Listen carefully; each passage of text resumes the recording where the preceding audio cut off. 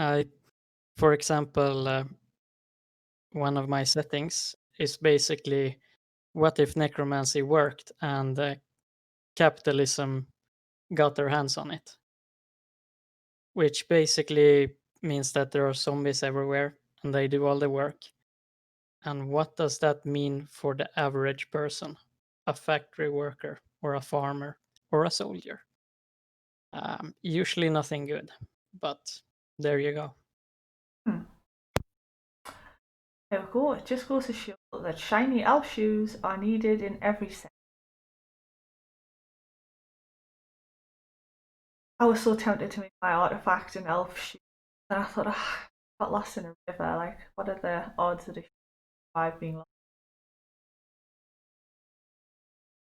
Although I suppose if it was a special elf shoe, then it might survive.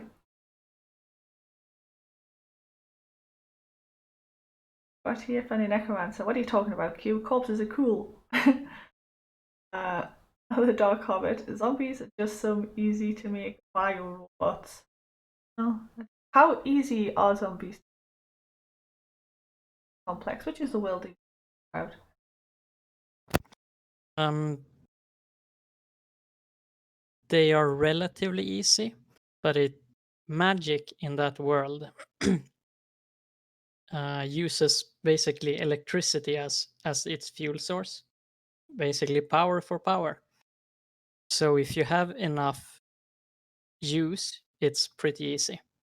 But if you don't have any electricity, like a coal power plant or anything like that, Hmm. it's gonna be a rough time. Okay. I Which is might. another, yeah, No, carry on. which is another part of my writing in general, but also dark settings is the class divide. If you have the resources, you can make more resources, and if you have nothing, you are kind of screwed, Hmm. just like in real life. That is true, and that's one of the things that I was kind of focusing, or want to focus on more in. Well, I realise that a lot of the articles I've written don't really yet say a great deal about how I want the feel of my world to be. But I think it's just the prompts and me relating the people in the book, um, as you say, going about their mundane lives at first, before it gets. Where should you go to see this story? Well, if you second, I should. You don't mind if I drop the link to it in the chat, do you? Oh no, I Hobbit beat you to it. Oh, there we go. Ta-da! Thank you. Thank you, chat.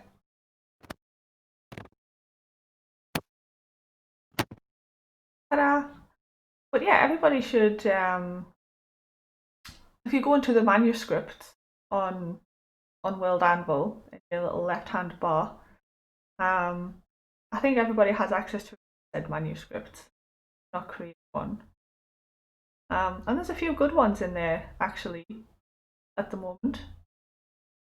Um, like Janet and Dimitri have got stuff going on in there. I read Basic Dragons short story that they've got in there. Um, trying to think. I think I'm drawing a blank on who else. I think Amy might have put one in there. I know I've seen one thing from him, yeah. Yeah, I'll put the first chapter of mine in there as well. So they're pretty good. Some of them are quite long, and some of them are just short stories. So don't really take that much. That's it. Demi's mad dev rambling. Minnie124 says, "For Carillion, Dust says hi." Oh, you were reading the chat. Never mind then. Yep, the sun sees all. I should have. I'm reading out the chat to you, idiot.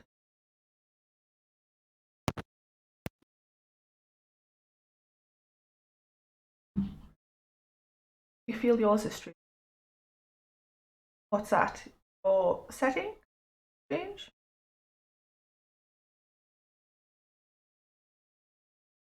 What are Logan's? that the one where everyone was looking for sanctuary?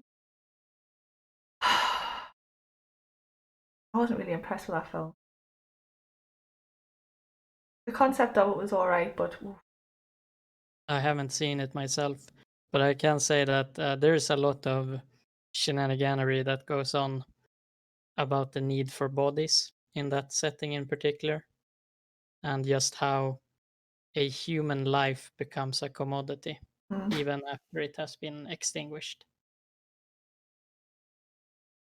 it was a happy bit. Sauron.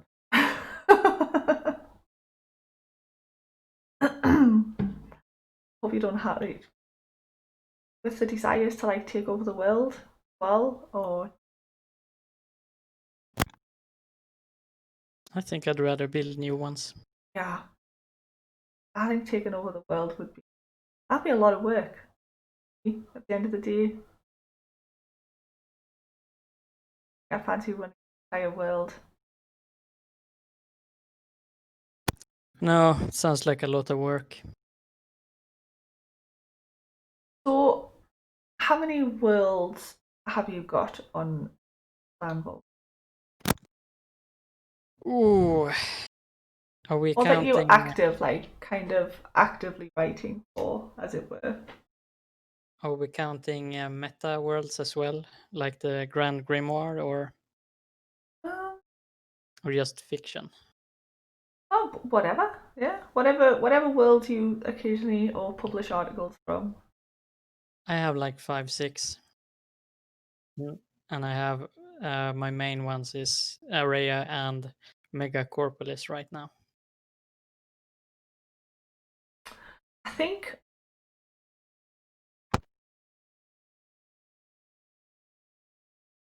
it's a toss up. Like some days I feel like Array is my favorite, and other days I feel like it's Megacorpolis. I think the style of writing in Megacorpolis is what I like. That quite tongue in, like a lens on the world. You know what I mean? You can always find something to relate to in Megacorpolis. I think is one of the best things about that world.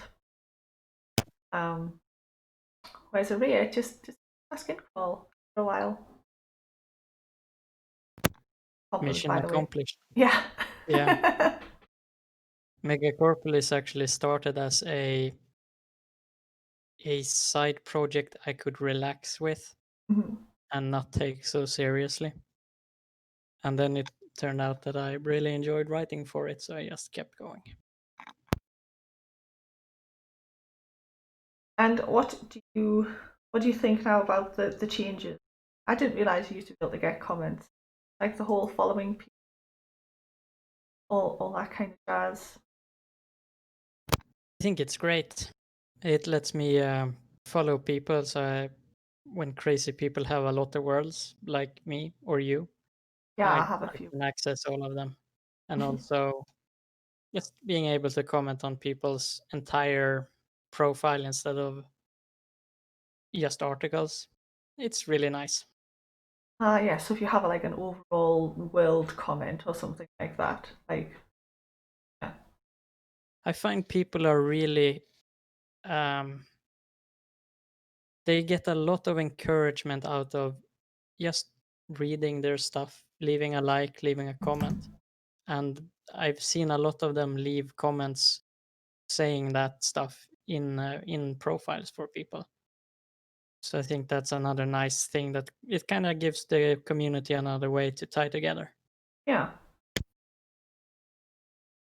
Oh, I might start leaving little messages files if I ever get time.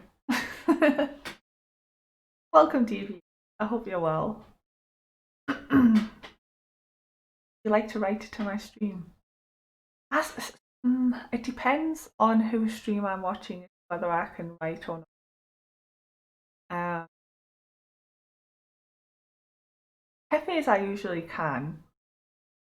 Um, Italia when she does her sprints, but because she's just so full of life and happy and stuff like that. I just want to watch it, listen to it, so I end up not writing at all. And then there's the cute rats as well, so that like makes me want to watch it instead of writing. Yeah, for sure. That's another thing that I've liked this summer camp. I noticed you've been around. Is the stream all that we've got going on?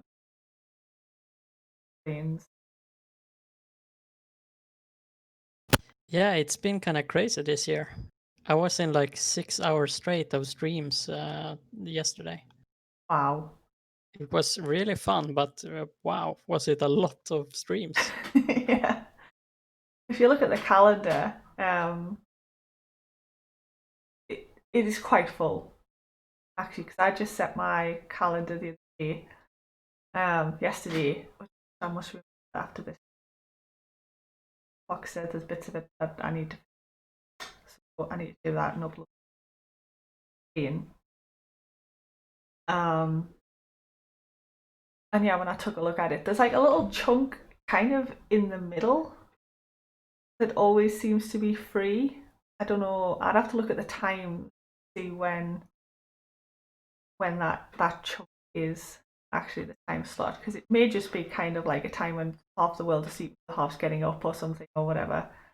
The chunk before you. There's definitely some hotspots in the schedule where everyone seems to want to stream at once. Because I've noticed as well, there's a lot of you'll get a chunk for like the European kind of often, and then you kind of get like another big chunk then for like the American thing, and then you get people that are in other places kind of manage to slot in as well. But yeah, that's a downside when you've got that many people streaming. Hard not to stream on top of each other. But then you just watch 2 streams. Sometimes I find I'm watching 3 streams. Then I don't get any writing. Well, you pick the streams that you like, and there's a lot to choose from. I kind of like them all, especially if it's a small streamer that's like, say, hasn't reached affiliate yet, where like we're kind of like important to them or whatever. Always just leave theirs on, even if it's just in the background while I go off to little way of being able to. Well, It's easy to do. mm-hmm. Just put them on, give them a follow, and go on your merry way. Yeah, and it does help with the. But how do you choose that answer? Yeah. Fine. I just see it, just like have them both on and then just swap between. I usually swap between the 2 chats. Like obviously you can't actively listen. Well, I can't. I don't know how some people might be able to actively listen to both at once. Oh, Laura, your internet is crap. Oh well. Oof. Quite bad actually, Dalian. That's rough. Yeah. Whoop. Thank you very much for the follow, Dark Hobbit. I appreciate it. Oh, and Esongbird followed as well. And Nini124. You. I am terrible and not keep.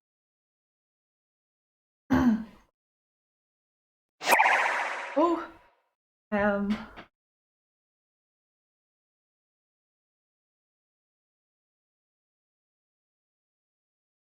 Have a look. Have a look at. I'm saying. Have a look at Tesha. Thank you. I apologize. That was so nice when I see words all ran together like that. It'll be 3 actual real words But because someone's ran them all together, now you can't see the actual real words in there, and you just talk gibberish until somebody says, Laura, it's that. Look at it again. Go, oh yeah, actual real words in there. Names can get pretty crazy when it comes to world building. And I noticed some people have some quite cool names, like the ones on the Discord earlier. Just the names of the people that had commented on certain posts. I notice you, Ed Vincent. You are noticed.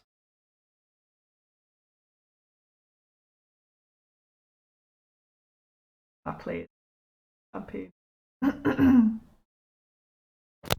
Yeah, I don't know. I think one of the best names is still gonna be Secondhand Samurai. Yeah. I just love the visual image I get from that name. Hello, Will Danville. Welcome. Yes, I managed to coax the sun down out of the sky to come and hang with us lowly folk for a short while. Yeah, the pathetic barrel's good also, yeah.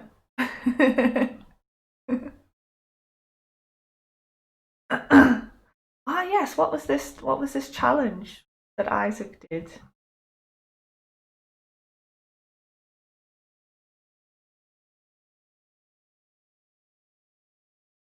Pomodoro break. Pop in. Well, thank you very much for popping in. Do you know what this challenge is that Isaac did? I know.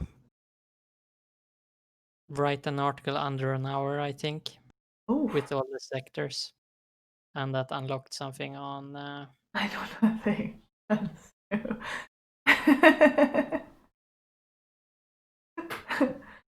All right, okay.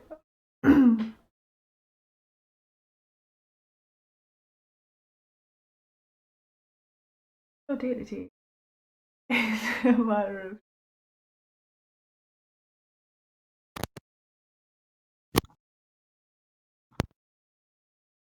Oh, Dusty Telescope. Welcome. That's Isaac.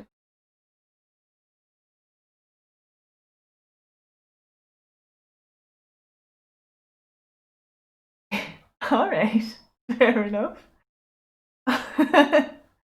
Ethnicity. Now, Yeah, that's rough. That's a lot to write down in an hour. ah, Have you finished your counterculture? it's not finished. I'm halfway through. I've uploaded it. Oh, stop, please. No, don't start with that nonsense, Edwin. No, bad.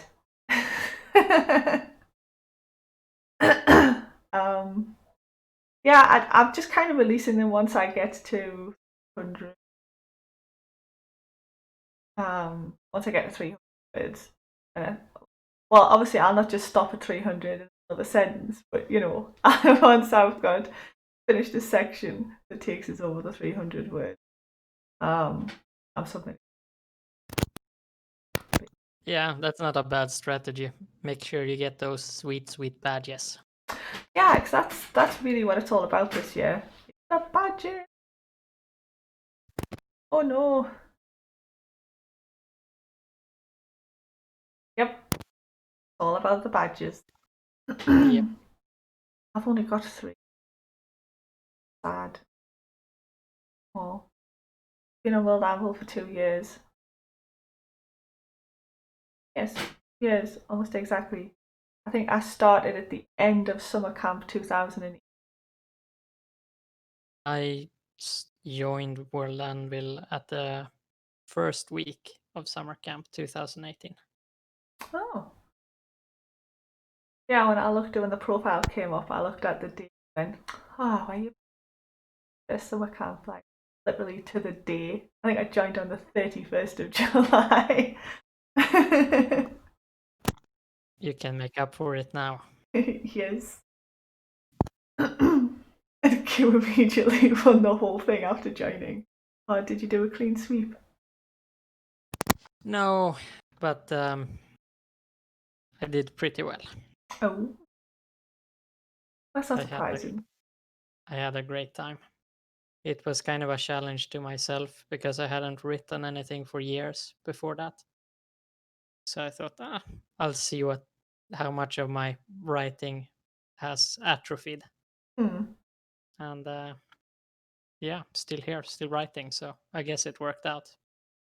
Did it take you a while to get back into the swing of things, or did it like, I remember doing this, and then It definitely took a while. The first article took me like 3 days to write, maybe 2,000 words or so. Um, yeah, it was definitely not easy getting started again after not doing it for so long. But But he's not it a was really human, fun. he's a sunshine. How did you win Human of the Match? Did you go in disguise?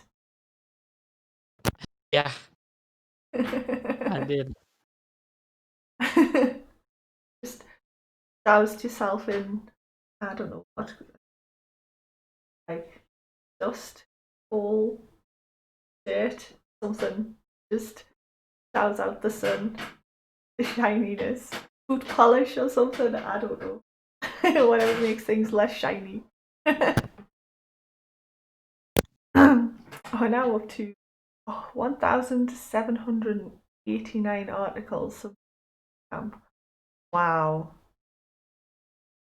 A lot of words. Yeah, It's gonna be hard to keep up with everyone. at least 6 languages.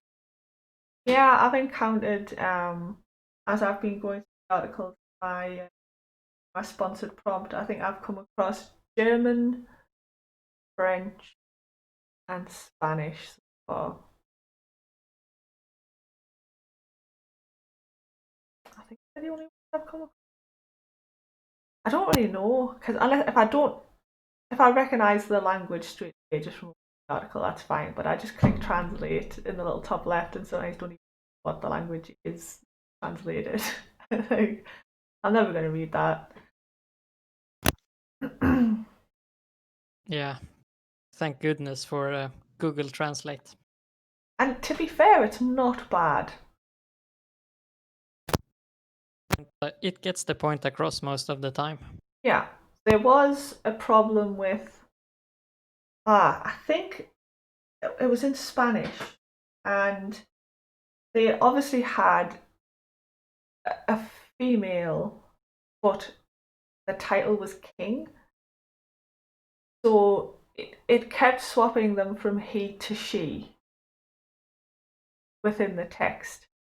And that confused me a little bit at first because I just thought, why can he not decide whether it's a he or she? And then I realised, no, that's Google Translate trying to surpass a female king in a gendered language.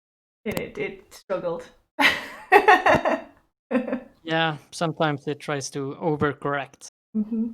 Same with Grammarly.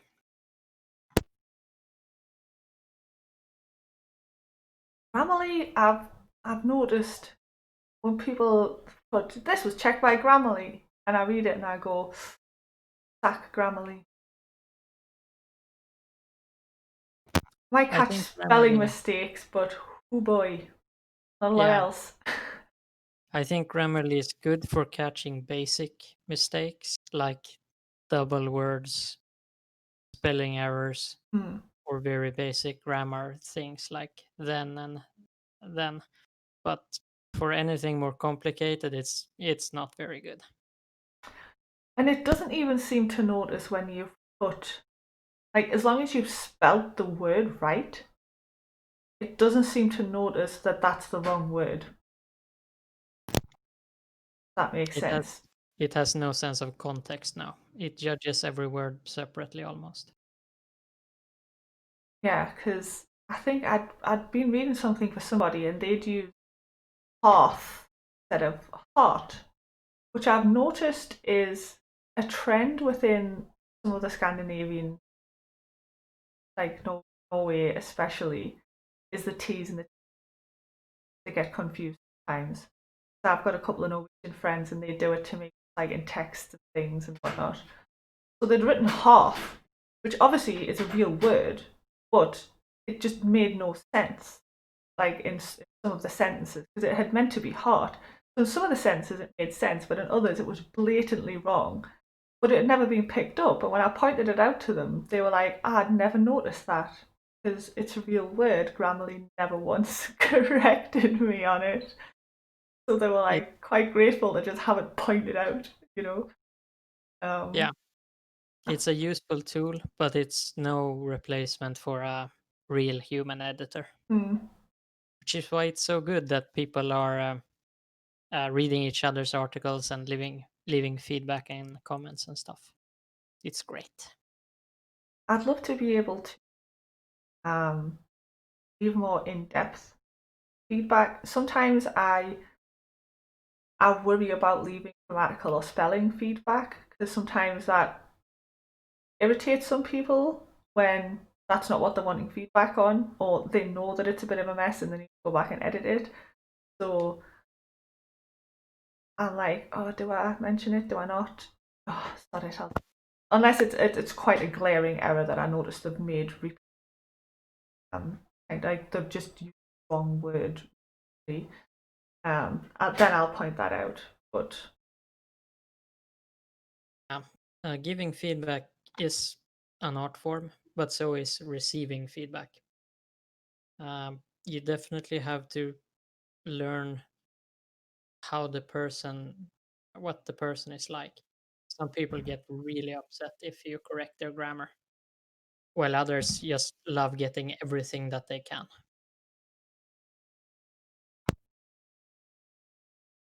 yeah, I like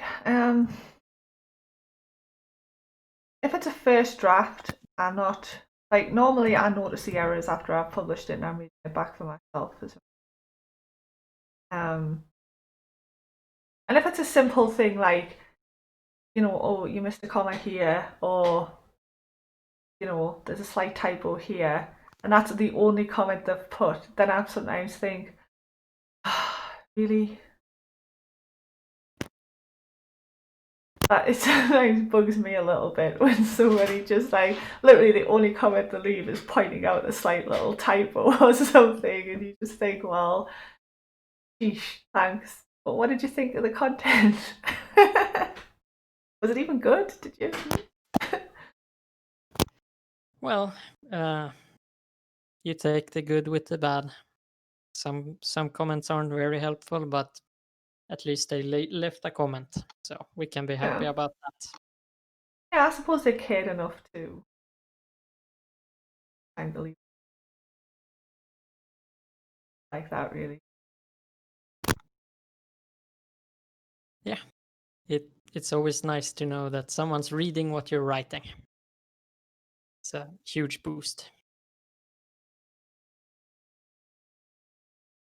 Drop spelling and grammar correction Discord and that's a good way to go, especially if you're in the Discord chat, fast. Because sometimes then they will specifically ask, will you look at this and check it for spelling or grammar or whatever kind of. Funny Necromancer, but definitely some prompt or comment. I don't have like feedback. That's totally fine, Yeah. Necromancer. It's I think a lot of people underestimate just how much that means to people, especially new writers. If you haven't gotten a lot of attention before, or even if you have, just someone leaving a comment saying, hey, this was pretty awesome. It does a lot to motivate people to keep writing. Yeah, it actually does. I think I'd left a comment on one's article that asked for feedback in the some channel and World Anvil, so I read it and I made it. No, I said out, oh, I've left you a comment on your article, kind of thing, because I wanted to leave it there. So I just told them, and oh, they were so excited, like, oh, that's my first ever comment on a World Anvil article since I've joined. Oh my gosh, that's so amazing. But I had to confess that actually I wasn't. Somebody had actually beat it, and I was the second one. So I think that And that doesn't change just because like someone has written for a while. Writers are pretty neurotic creatures, I think. We need that constant positive reinforcement to keep going.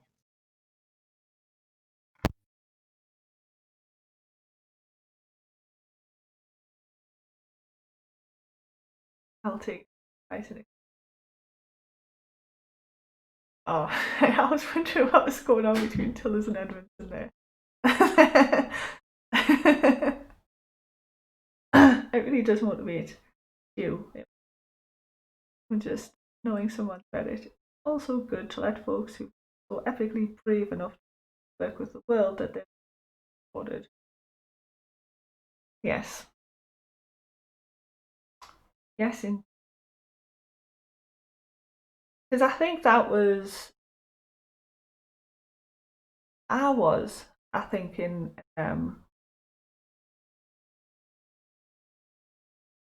World Ember was the first time that I started to get like nice comments on my worlds and things like that, and then people interacting with it. Because before then, I'd just kind of been doing it for myself, and I hadn't really put much of my stuff out there. To be fair, if somebody asked, if I was in a conversation on Discord and somebody asked, then I would. But I never really like put any of my articles up or anything like that because I never really thought they were, you know, that great kind of thing. I think last World Ember a little bit of a boost on more confident about putting my stuff out there.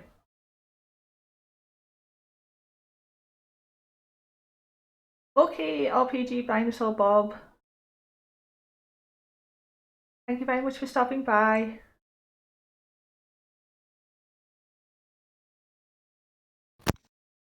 First summer camp was the first time I pretty much ever shared anything I'd ever written with anyone. Oh, It used to be a very solitary thing for me. not even with like friends, uncles, grandparents, mother, cousins, dog. Definitely not. Oh. Definitely not my family. Yeah, they wouldn't understand zombies working beyond death, would they? No, I don't think they would react well to Araya. Mm. I think my mom's just pleased for us. That's lovely. Just that kind of mum. As long as I'm happy, she's happy. Half the time she doesn't get what I'm talking about or anything, but I don't think it really bothers her. I think just as long as you're happy, darling. Bless you. Yeah. Yeah. My parents aren't really that good at English to begin with. So I think it would be quite a challenge for them. And they're not really into like fantasy books or anything.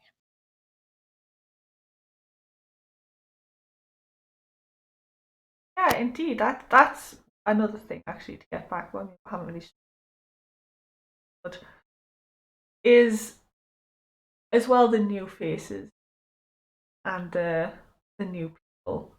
I think I've seen more this summer camp than I did last World Ember. There were a fair few people, at World Ember saying, "Oh, this is my first time writing," but I think I've seen a lot more of that this camp. I don't know if it is that just more people are writing or just more people feel more confident to come forward with their writing. I don't know, but I've noticed that as well, and I'm really glad to see all the new names, Mm-hmm. and already met some pretty amazing people. Know who you are, probably. Probably. If you're in the cool Discord, then you know who you are.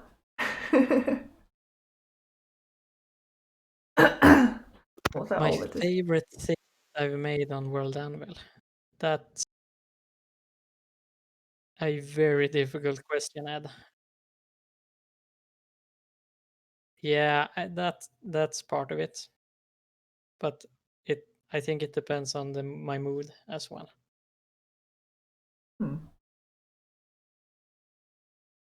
I'm very happy I wrote my short story. I'm not necessarily happy about how it turned out, but I'm happy that I wrote it because it was another one of those challenges. What were you unhappy with? Actually, no, don't hold that thought. I'm just going to nip off for 2 seconds, fill my cup. Are you okay left here on your own to entertain that queue, or do you not want? No, I can, I don't know, sing maybe? I'll figure something out. Okay, yeah, so everyone, Q's going to sing for you guys, and I'll be back in a moment. Be nice Oh, to no. him. The Ballad of Fancy Ben.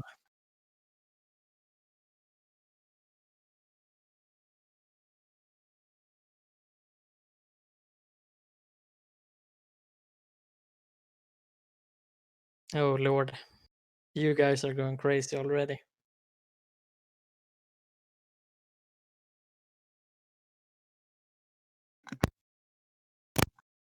Sing us a song, son, man.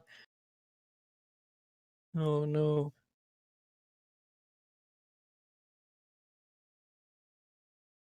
What's everyone's favorite prompt been so far?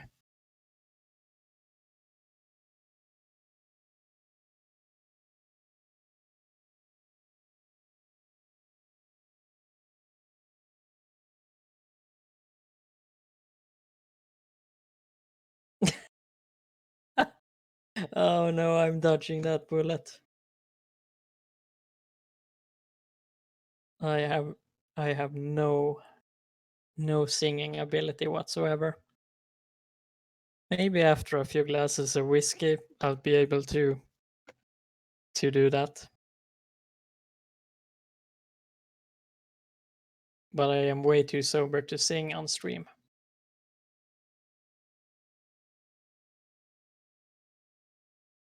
I really liked Danny Adventures counterculture. I thought it was a great example of how cybernetics can change a culture. What was my favorite prompt and why? Probably the artifact, which was Fancy Ben, my last nuke. Just because it's kind of what set me off this entire summer camp. But the Contrarians, my counterculture, was also a lot of fun just because of how annoying they are. And everyone I met knows or have met a contrarian sometime in their life.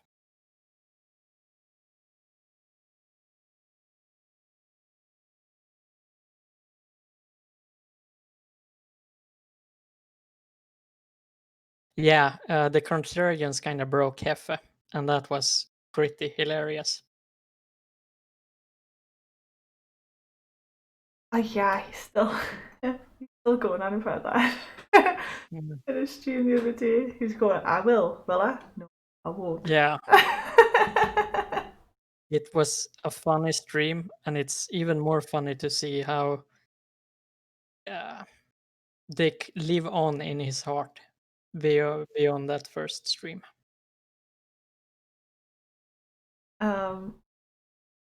Would you try?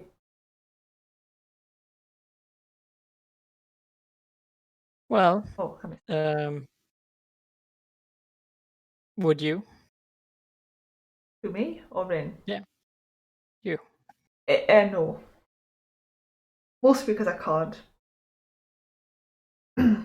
I wouldn't know where to start with rhyming things. Like I understand the concept of rhyming, but I have no I've never really been one for poetry, or I have no idea like things are like a 2-part poem and a 5-part poem and a yeah, no idea.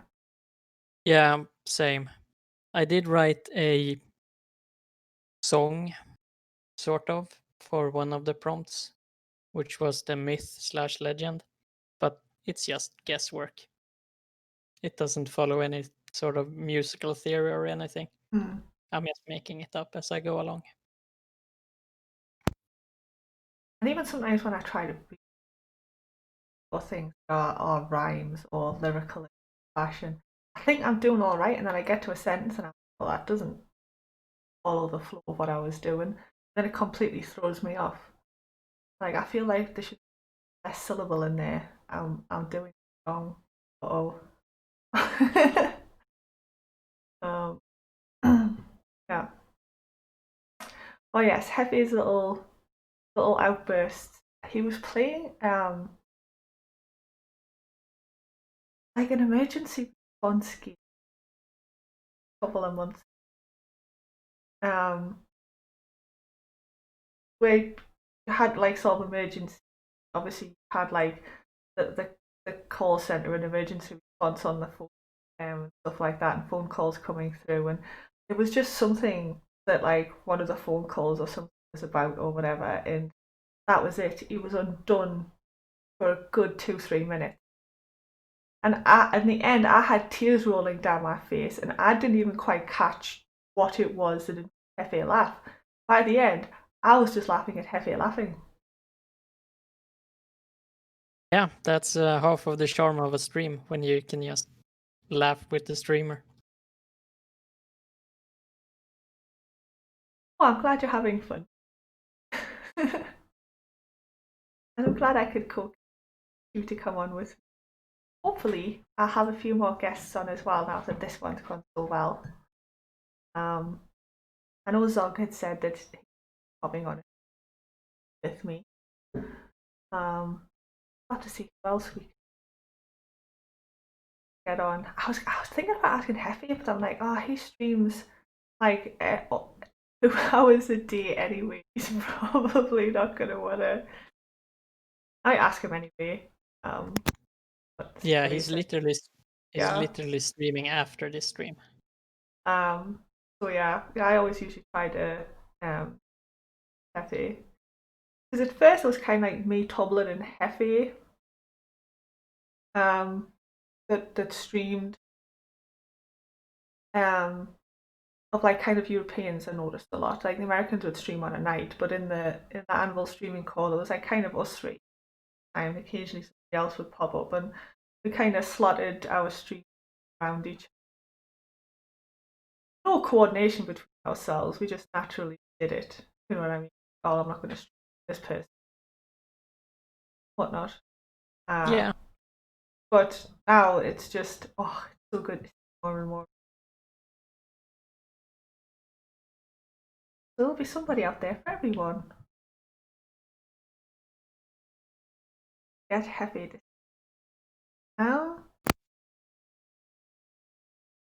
Well, maybe. Could ask him. I'm sure he's been asked a couple of times to says that nobody does that. But Yeah, I will need a few shots before I try to sing on stream for anyone. I do a karaoke stream on French channel once, and we call it the Eat a Bleed. We just do it for fun at the end of the day. But I quite enjoy that. And that's fine, we use that whatever it is. But I don't think Twitch Sings, that's the one.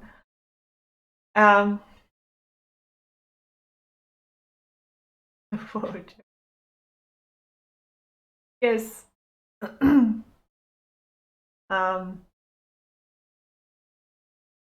Johnson 22 Carl, oh dear.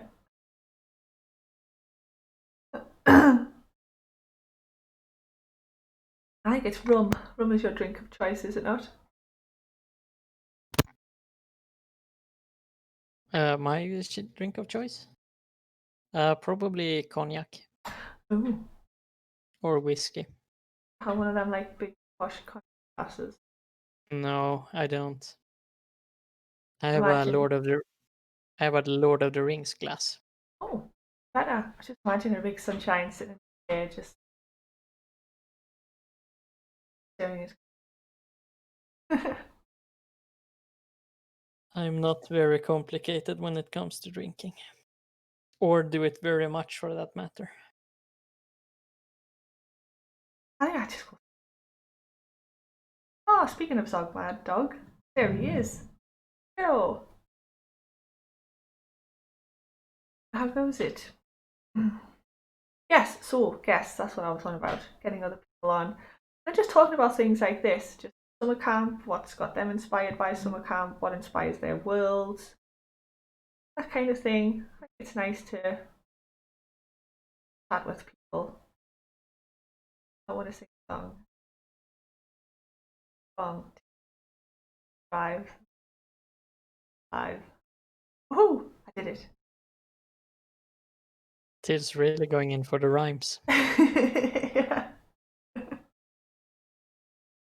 You're giving up additional sleep to catch dreams. Oh dear. Saying that I do this.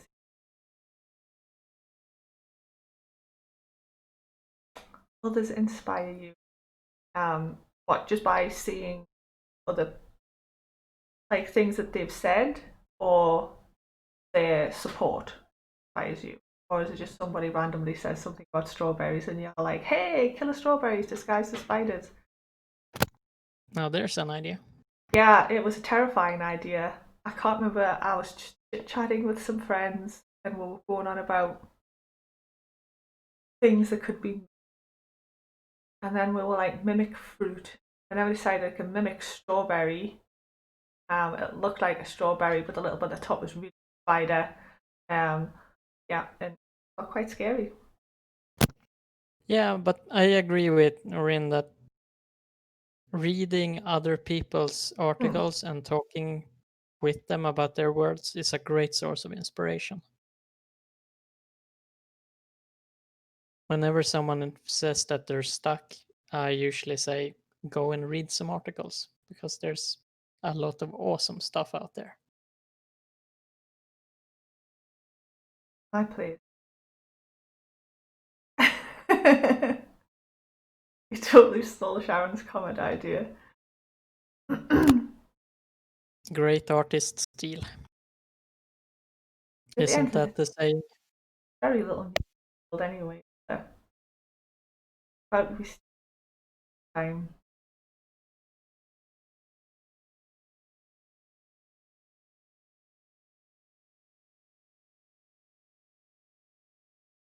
Golems.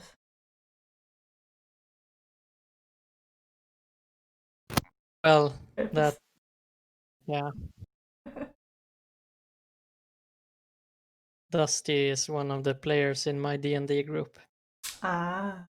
And they started referring to the flesh golems that they're fighting as gourmet golems. And they will make an appearance in at least one of my settings, yes.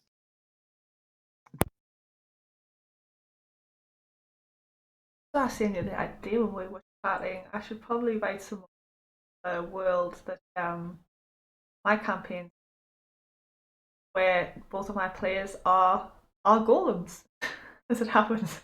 One's a clockwork golem and one's an earth. Yeah. Neither of them are gourmet golems yet. That's the next level up. Mm-hmm. Well, the clockwork golem used to be a gardener, and it was always trying to do things on the earth golem. So eventually, if the earth golem gives in, he might eventually become a golem by the time clockwork golem is finished growing mushrooms, various other herbology upon his person.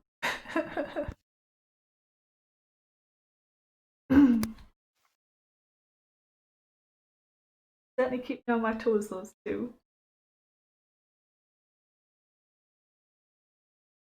Started in the I think it was the Game of Many Players on Guy's channel. A few of us were talking about made a of gold. Then some of us were talking about how fun it would be, like have a campaign with golems trying to get around, and like every time they go through a door, they have to take 1d4 damage when it heads off the door. And then these two played like small golems anyway. But it's been a lot of fun, but I kind of just make it up as I go. And they keep like, we need more lore. Like, just because it's a sandbox game, I kind of just make it up as I go. But I should write some more for it. It's really interesting. But again, what your players do is a huge source of inspiration for knowing what to write about. Yeah. That's certainly the case in my D&D world. When they make, let's call it interesting leaps of logic. All plays the game. Including us when we play. Yeah. Thank you very much for the follow, DM. Yeah, they certainly do. I made a little town that at first they weren't going to go to, then they decided that we're going to stop in for a little bit, and it was like 7 sessions later. Should we leave this town? Right. Leave whatever you want. I'm not keeping you here. The only reason there's still stuff to do is because you guys keep staying here and I have to give you things to do. It's like, going to be a vicious cycle until you suddenly decide, right, we're leaving. That's the glory of sandbox game. I'd given them a goal. It wasn't a time-sensitive one, however, so they just chose to pursue it at their leisure. In the meantime, had lots of fantastic. That sounds amazing. Giving that monster that I'd created, I was like there, and I was going to give them a good battle. Then they decided to poison it with poisonous mushroom. I gave the bear deadly diarrhea. Oh lord. Yep. Poor bear. I gave them the mushrooms. I forgot I'd given them the mushrooms. They didn't. So the honey, players never forget. They'd got the honey to put on the tree to distract the bear while they snuck up on it and decided to put. Now I'm trying to DM a bear pooping itself to death whilst running through the two golems chasing it. Rin is asking if they can ask questions. Of course you can. By all means, question away. Of course you can. If you have any tips for creating a counterculture.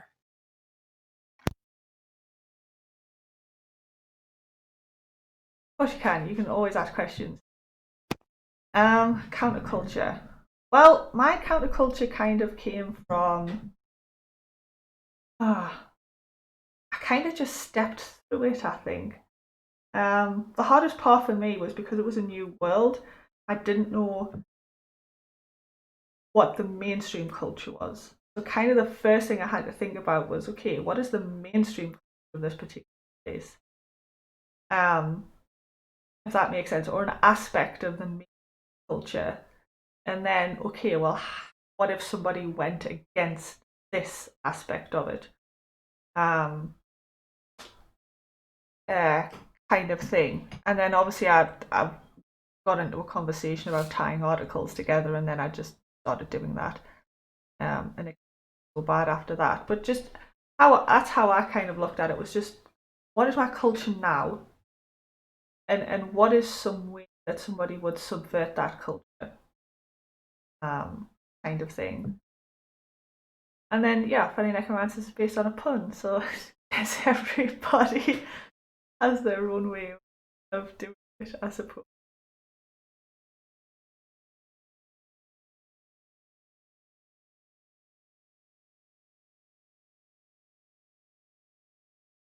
Back to that. So you can look at it, I tell a good point there. So it's either a group of people that maybe still hold on to old ways that other people have now moved past. That's kind of like, that's where my counterculture lies, in people that are holding on to an old myth or a legend that they believe to be true. Either harping onto old ways or are just like against something that most people in your world take for granted, whatever. Yeah. Another way to think about it is the why.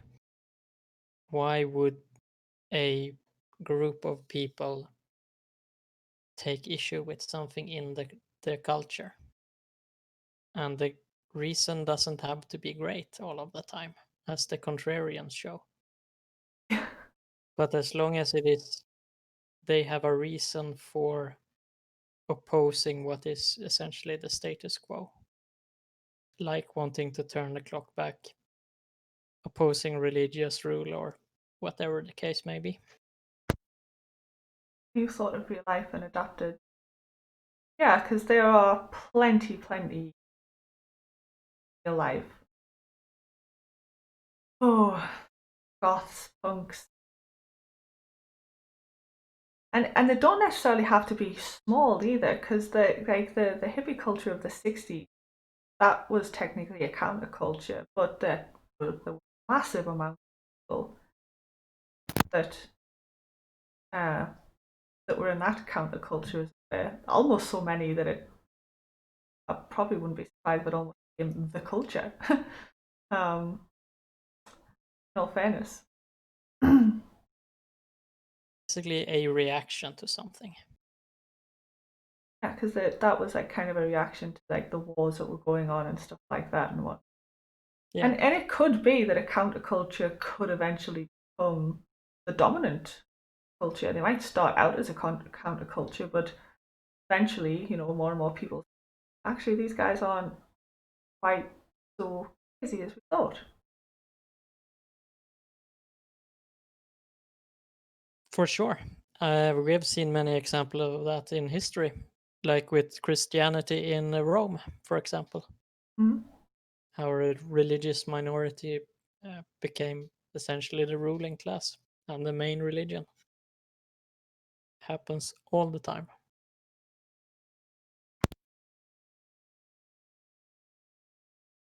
I'm not like the only difference I could think of is that a society is generally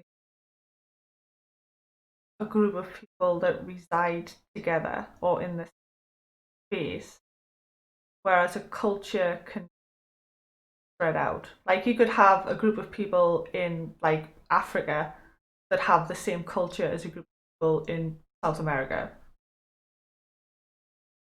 That makes sense. But there would be two separate societies.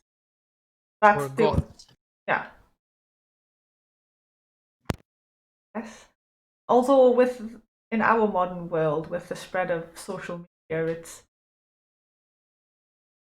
a lot easier for the spread across the world to be societies on.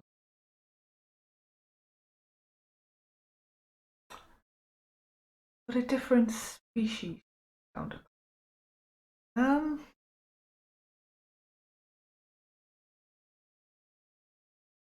I suppose.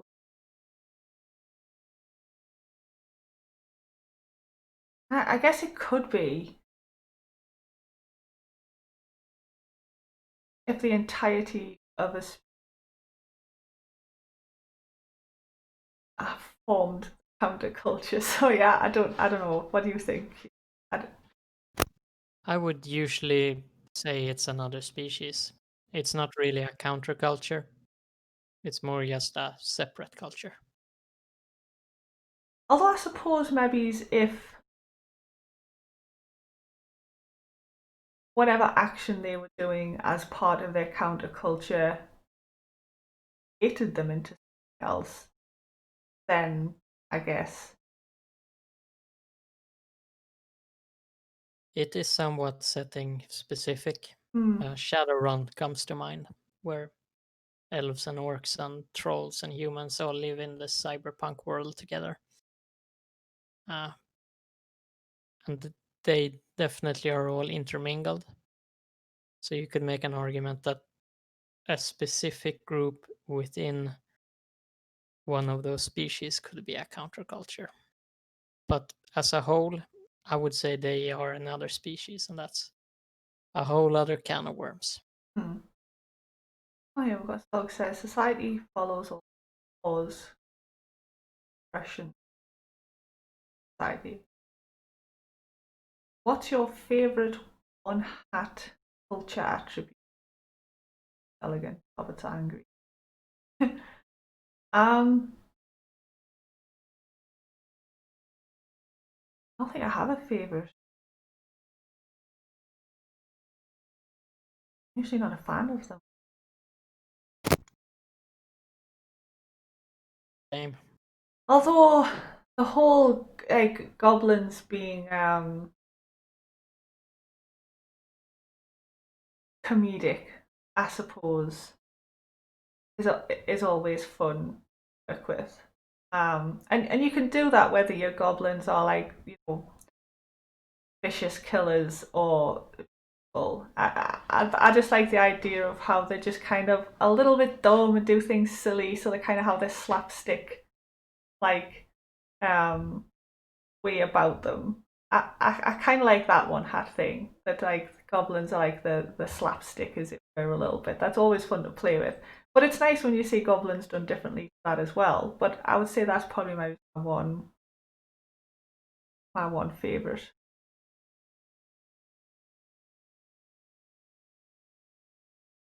Do you have any cue, or do you just totally on hats? Try to avoid it. I think it's more interesting to kind of subvert tropes and subvert expectations, Hmm.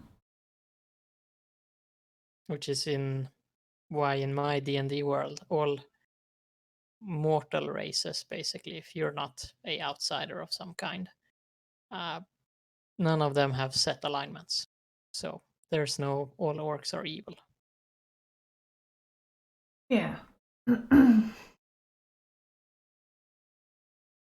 And to be fair, like when I read D or Pathfinder or any of the ones that I've done, they may say that like there's always that caveat in there, like, but not all of them are.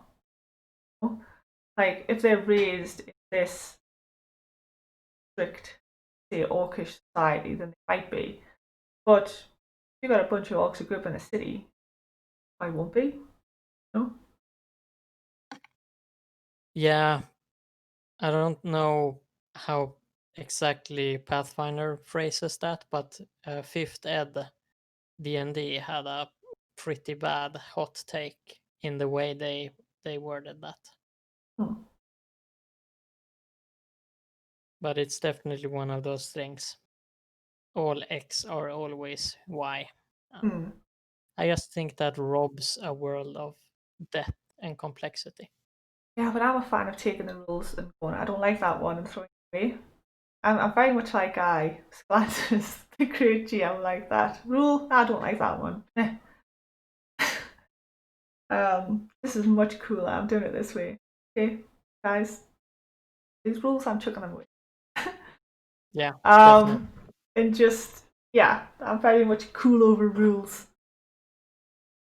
Now, some of the physical attributes, like I seen something the other day where they're even taking like all racial attributes, and I can very much understand where they're coming from with that in certain respects. But then I was looking to see, okay, how far have they gone with it? Like, have they taken away, say, a lizard folk's swim ability?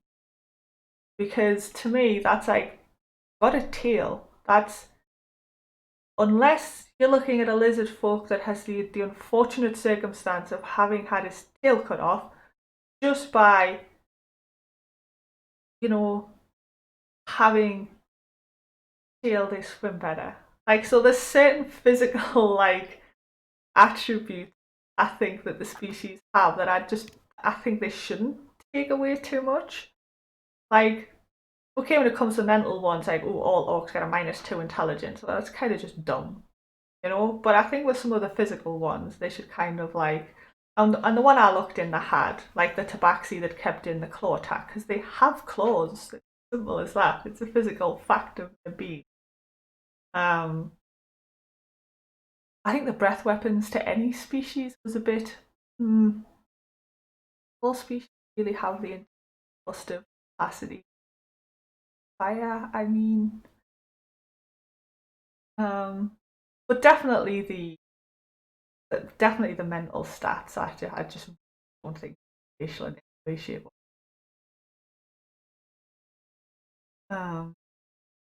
In D&D rules is written, evil isn't.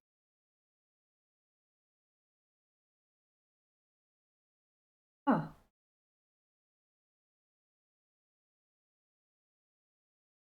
I know the rules, but I don't. I've never played actual like setting. Oh, one with the Tomb of Annihilation.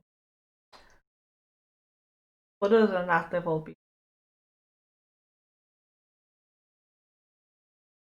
To be more true in older editions of 5th edition of D&D, sorry. And it's certainly true in the world of Greyhawk, which is Gary Gygax's original setting.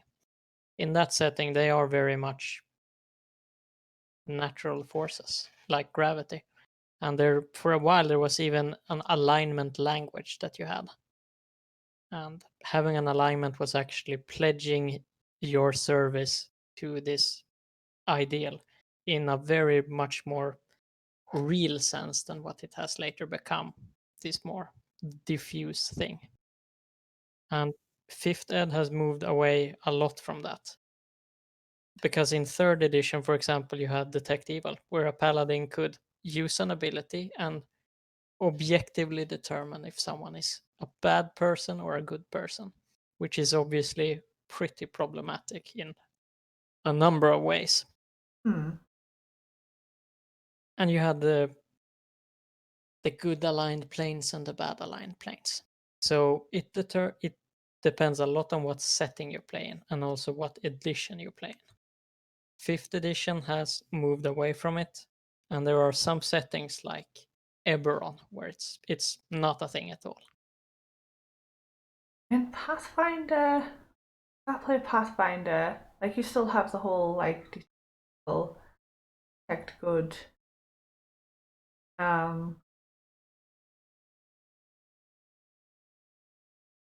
As well. But I've mostly seen that play towards like creatures or undead. I suppose if a person was, I guess you would detect it as evil. And there's like, if the creature's evil, it does extra damage against good creatures stuff. Which is odd, but I'm just one of those people that go, okay, that's the rule, play by them. Person is how it plays.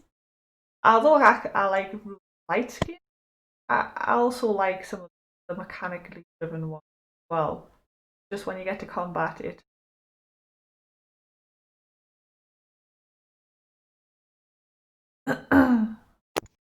Yeah, I think what they did in 5th ed with that was that they removed Detect Evil from Paladin and they gave them Detect Undead and Detect Fiend.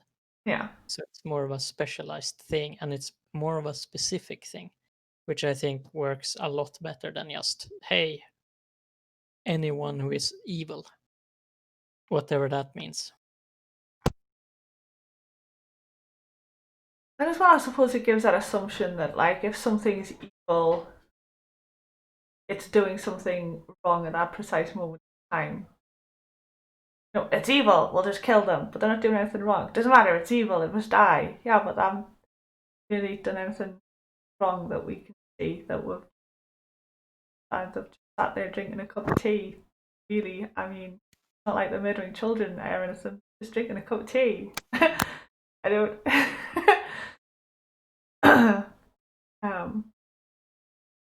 That's how most of my players see things like that. Yeah, I think it robs the game of a lot of mystery and death if they can just have a magic button that automatically tells them who is good and who is evil.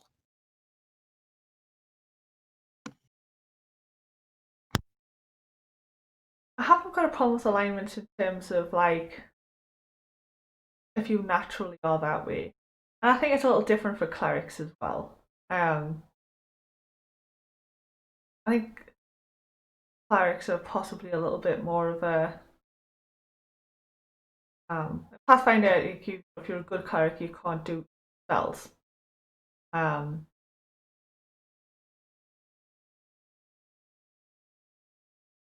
would rather that you could, but then your god would just get rather than mechanically just not be able to do it. I'd rather have the option of like hey, you know, if you do this, your God's not going to be very happy with you. You know, don't care, I'm doing it anyway. Fine. And give the players consequences, action, rather than just mechanically saying, no, you can't use that evil spell because you're good. What? Some games, like Warhammer Fantasy and 40k, as well as Blue Rose, uses the corruption mechanic. So you can use the tear their spines out of their body spell, but it's going to affect you physically and in your soul. You get corrupted as you use them. So there are games that use some mechanics for that. Actually, in the Star Wars we're playing, like if a Jedi uses certain force abilities, they like will gain a darkness point, or they'll feel the darkness, like speaking, or the dark side. Sorry, speaking to or something, that kind of thing. Interesting. Obviously, when in Star Wars, you've got that play on, you know, light side, dark side kind of thing. But it allows you to play with you can do anything. You're a Jedi, you could do that, but Force will know. Yep. There are many ways to kind of approach that topic that doesn't involve just banning it. But I think D&D is going for mechanical simplicity in many ways, with mixed success. Detect guilt. Detect guilt. It's just everywhere. Ping, ping, ping, ping, ping, ping, ping. Oh, damn. It would have to be you'd have to like cast the spell, detect guilt about this particular thing. Oh, you're right. Yeah, it probably just detected the generic detect guilt in the area. Probably would ping all over the place. Probably be a kind of useless spell.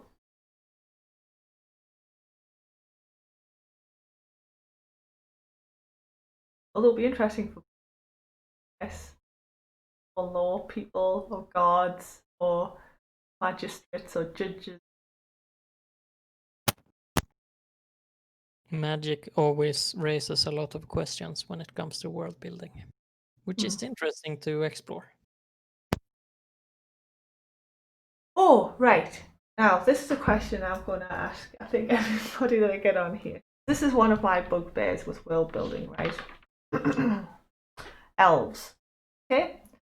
Now, not just the fact of elves. Really, it's long lived. Okay, so like for instance, elves in D&D that live 700 years or something like that.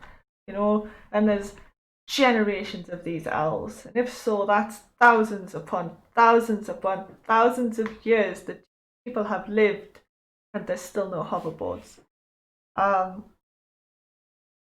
That's where my world building often hits a sticking point when I start to consider long-lived races.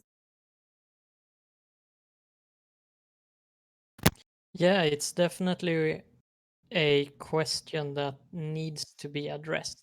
What does it mean when someone lives for 500 years or 200 years? Much of medieval society, as an example, revolved so much around inheritance, about passing on your estate to your kids and who was next in line to inherit this and that. Or in a more modern sense, your only way of advancing at work is when your boss quits. And what if he never does? What if the king never dies? I think most settings don't really address it. They just kind of skim over it. Yeah. It's like, yeah, that elf has been there for 1,000 years, and here's your quest for the day. And then it'll be like, I'm 700 years old, but my great great great great grandfather, whoa, hang on a second, let's add up all them 700s. And like, but we're still in the medieval age ish. Like, either you're not helping everybody else, or you've got some super secret tech hideout in the forest somewhere that you're just not telling anybody about. Unless they always use magic in place of technology as a thing, Well, I guess. But I don't think that a long life necessarily implies increased wisdom, as we see with some old people right now in the world and how they are reacting to things. So I can imagine that elves, for example, have an easy way of getting stuck in their ways. If this was good enough for 500 years, it's good enough for another 500. okay, yeah, actually, you just end up with like a bit of an apathetic, I guess. It's easy enough for us to get into a rut with our life. Just Yeah, do the same thing day to day. And imagine if your day to day is 500 years long. kind of cool. Now that I've Yep. said it as well, actually, I don't know if anybody's ever read Tad Williams' Queen Angel Tower, the city. They were called the city. Hi, city. Um, now they were like that actually. Um, they kind of like hid themselves away in little folded places. Is the best. They don't really describe it very well, but folds on the planet. And yeah, they would spend like 3 days just sitting staring at a flower. If you got the time. And a lot of them just be very saucy, um, stuff like that. I think that's an interesting take because I think your perception of time changes depending on how long you have lived as well. Mm. So for an elf that has lived 1,000 years, maybe a day feels like just a couple of hours. Did you remember that? I haven't read them not that long ago. Um, and they exaggerate it even more by the protagonist of the story, a young lad, well, young man. He gets like trapped in one of the like where the city live kind of thing, but he can never leave. And there's a couple of chapters on just how at first it's like, oh, this is brilliant, everything's calm and peaceful, but then after a while, the differences, the two become very evident. Like even though everyone's friendly enough to him and stuff like that, like a lot of the time they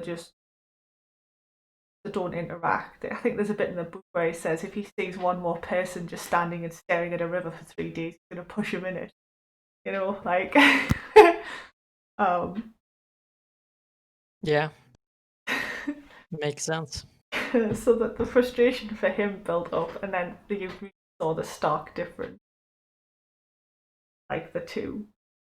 I think Um it's an interesting topic when it comes to world building, and I think there's a lot of cool ideas that you can mine for your world with one of these long-lived species.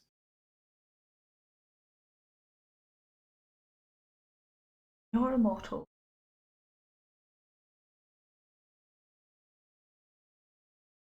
Ah.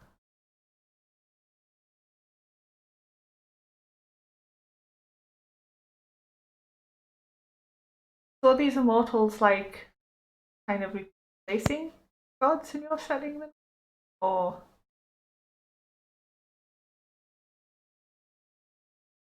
do you have like kind of gods as it were as well? Or is this your gods?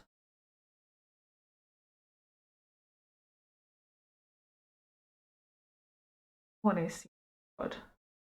And at the end of the day, if you've got a species that lives that long, especially if there aren't many of them,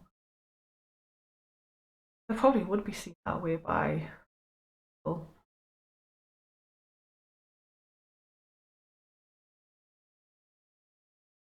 Guys. Oh god, fair enough.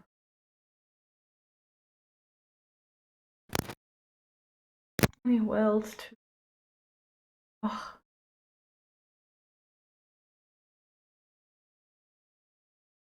Yeah, there's so much to write and so much to do. that's why I just need to like win the lottery or something, so I don't have to work and I'm right. I'm not doing. I always encourage people to try more game systems because there's a lot of Oh yeah. really cool and interesting systems out there. The game I run is actually ran using iStat system because it's one of the few systems I found where I could actually build golems, like create them from scratch from the ground up, as it were. In fact, you can make anything. I'm a big expounder of the TriStat system. I love it. It's quite simple. You can make anything, from a magic squirrel to a person in a mech suit. Like literally, there's a skill called has a giant mech suit. Like an ability, just create abilities as well, and then it gives you the your own. And yeah, and it's just a simple roll under 2d8. That's all you need. 2d8 done. Um, yeah, things get complicated sometimes. Oh wait, so I just put at the beginning one. Oh dear. That does sound complicated. Um, Believe I have played the TriStat system way back in the day. it's a very old. It's been around since the 70s, I think. Quite an old. Yeah, I play Alternity with Jimmy. Quite interesting. Kind of like Pathfinder, but skill based. No, it wasn't. That one Alternity wasn't at all. It's the D20 modern, what I play with Guy. And then I used to do a lot of charity streams. I made do a charity stream every month. Um, and he's always been a big exponent of lots of different systems. In fact, D&D's Fifth Edge probably the least thing you'll see on his channel. He just did a recent homebrew one, but you actually would have liked it. We were right up your street, yeah. But yeah, I played Fate, Conan, Secret Life of Cats. Secret Life of Cats was pretty. Cypher, yeah, through the brief. So I do try and play a lot of different, and I like learning new settings. Ooh, new setting. Let me learn it. Yeah, the TriStat system is completely free. Yeah, it says so actually, the PDF itself. I think one of the questions is, why did you make it free? Yep, 100%.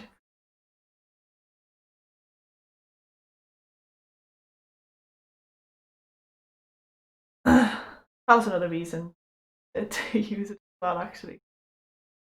And you don't need like additional settings or DLC boost or anything like that. It's literally, yeah, because it's setting agnostic. The TriStat did come with a setting. It's I guess a little bit like GURPS. I've heard people talk about GURPS, but I don't really know what it is. Yeah, that's another one of those multi-genre systems. I haven't played that one. It definitely looks a bit complicated at a glance. Ah.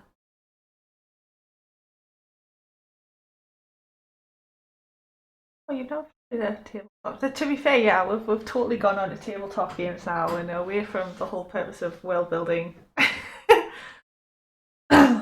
Well, Q was like, "How long do you want us to come on your stream for?" And I was like, "I don't know, an hour, two. We just start waffling shit." precisely what's happened. Yep. Chinwag, as you would say. Yes, good old chinwag.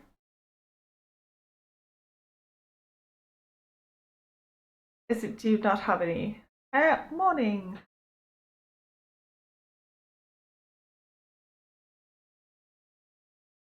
Ex auditory. Oh, that's Discord, isn't it? Yes. New hot topic. Rivers. Oh. They're wet. And they flow.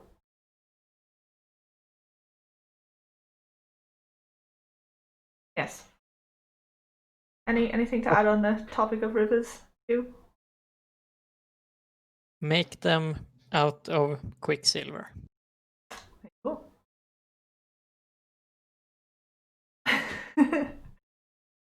It's true. Make out of quicksilver.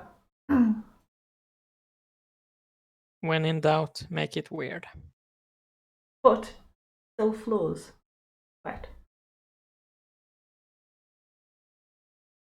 Would you say There that you those go. were the two base components to just be called a river? Why not? Because you can kind of have a. Could you have a river of sand? You couldn't really. Yeah. I mean, It people would be might. mud. Yeah, people might call it a river of sand. But Well, quicksand, basically. avalanches. About boulder hunting. Where are you going? I'm going out to hunt some.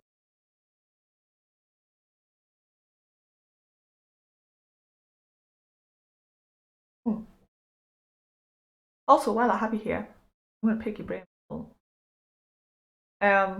In one of my articles, obviously and I don't really want it to be divine intervention, but the people hid out in the reliquary of the temple when the disaster struck. Basically, most of the place was leveled, apart from the bit that they were in.